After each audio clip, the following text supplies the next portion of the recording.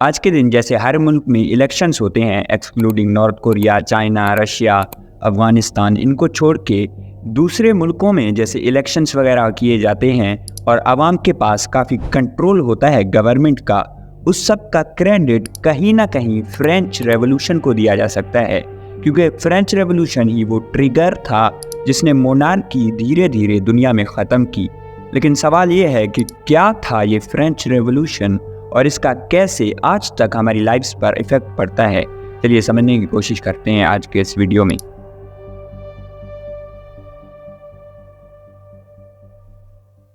बात है 18th century France की, जब फ्रांस की पॉपुलेशन लगभग 3 करोड़ थी और लोग 3 मेजर क्लासेस यानी एस्टेट्स में डिवाइडेड थे। पहला एस्टेट था क्लर्गी यानी चर्च वाले लोग, दूसरा था नोबिलिटी यानी राजा महाराजा और अमीर लोग, और तीसरा स्टेट था आम लोग जो नॉर्मल लोग होते हैं, जो टोटल पॉपुलेशन का 97% थे। उनको टैक्स भी देना पड़ता था और उनके पास वोटिंग पावर भी नहीं था। जबकि पहला और दूसरा स्टेट पॉपुलेशन का सिर्फ 3% थे, वो टैक्स भी नहीं देते थे और उनके पास हर फैसले का कंट्रोल भी होता था। ये इनजस्टिस सेंचुरीज से चला जा रहा था, लेकिन लोग चुप थे क्योंकि उन्हें कोई इतना बड़ा फर्क पड़ नहीं रहा था और मेनली वो कुछ कर भी नहीं सकते थे। लेकिन 1780s के दौरान फ्रांस की इकोनॉमी बहुत तेज़ी से गिरती है और रीज़न था अमीर लोगों का खुद का लेविश खर्च और अमेरिका के इंडिपेंडेंस वॉर को सपोर्ट करना। फ्रांस की नोबिलिटी और क्लर्गी लोग करोड़ों के खर्चे करते थे, जिसकी वजह से फ्रांस की इकोनॉमी बहुत बुरी तरह से क्रैश करती है।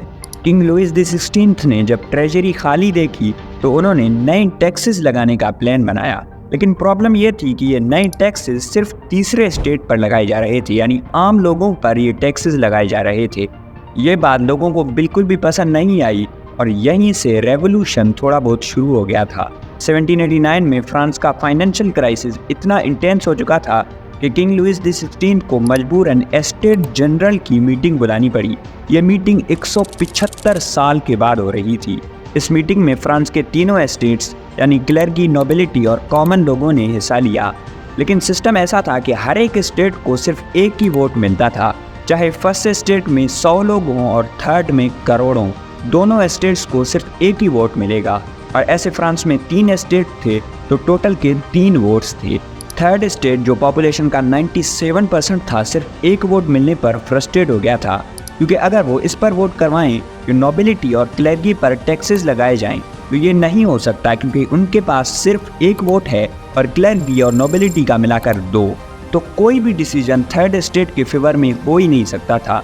इस स्टेट जनरल में थर्ड स्टेट ने डिमांड किया कि वोटिंग इंडिविजुअल बेसिस पर होना चाहिए, ना कि स्टेट के बेसिस पर, ताकि उनकी आवाज़ को भी जेन्युइनली सुना जा सके। लेकिन किंग लुइस और बाकी 2 स्टेट्स ने ये डिमांड रिजेक्ट कर दिया।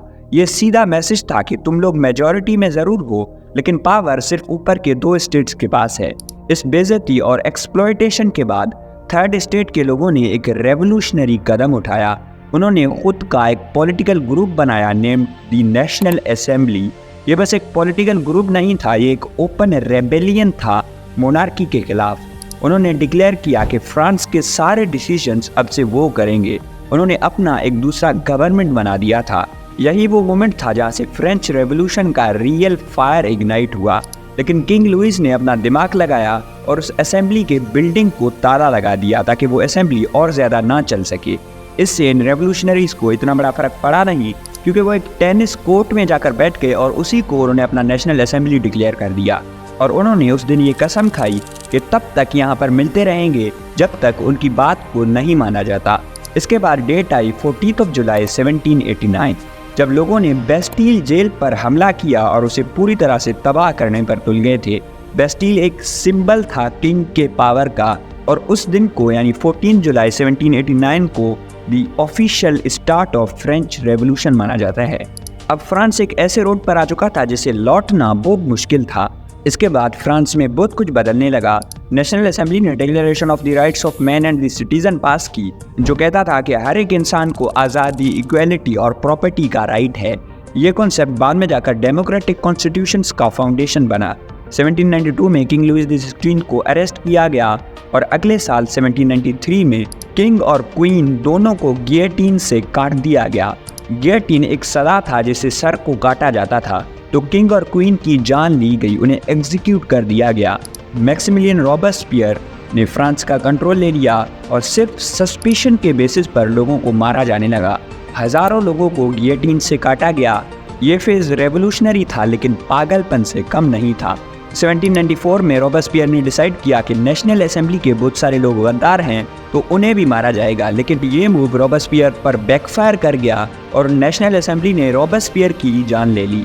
1799 में नेपोलियन बोनापार्ट पावर में आया। फ्रेंच रेवोल्यूशन ने फ्रांस को काफ़ी हद तक अच्छा किया था, लेकिन जो गंद फैला था इस रेवोल्यूशन की वजह से वो नेपोलियन ने आके साफ की।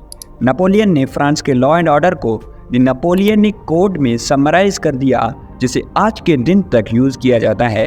हालांकि नेपोलियन एक डिक्टेटर था, लेकिन उसने फ्रांस को काफ़ी हद तक स्टेबल किया और जब वो चला गया तो फ्रांस ट्रूली एक डेमोक्रेटिक कंट्री बनी। अगर आपको कोई कन्फ्यूजन है तो आप मुझे कमेंट्स में बता सकते हैं। Thank you.